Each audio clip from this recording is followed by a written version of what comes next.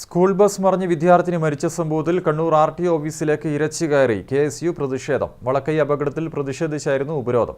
School വാഹനങ്ങൾക്ക് ഗതാഗത മന്ത്രി ഇടപെട്ട് ഫിറ്റ്നസ് സർട്ടിഫിക്കറ്റ് നീട്ടി നൽകിയതും അപകട കാരണമായെന്ന് KSU സംസ്ഥാന വൈസ് പ്രസിഡന്റ് മുഹമ്മദ് ഷമാസ് ആരോപിച്ചു.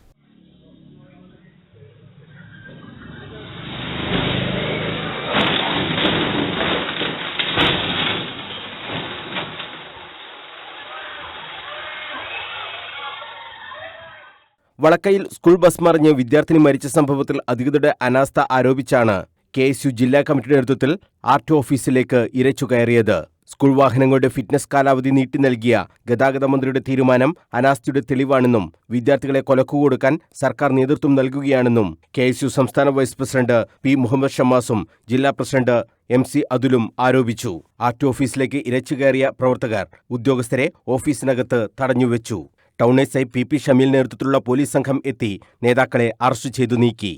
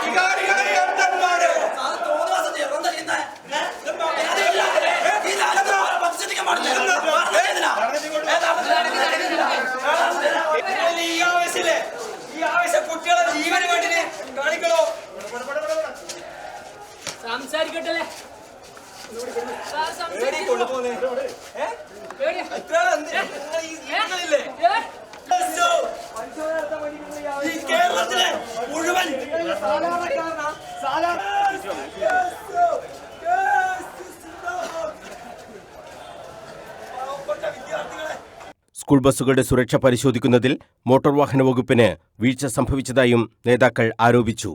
സംസ്ഥാന ജനറൽ സെക്രട്ടറി ഫർഹാൻ മുണ്ടേരി, ജില്ലാ വൈസ് പ്രസിഡന്റുമാരായ രാകേഷ് ബാലൻ, ഹരികൃഷ്ണൻ പാളാട്, അർജുൻ കോറോം, അക്ഷയ് കല്യാശ്ശേരി, സൂരജ് പരിയാരം, നവനീത് ഷാജി തുടങ്ങിയവർ പ്രതിഷേധത്തിന് നേതൃത്വം നൽകി. News bureau, Kannur.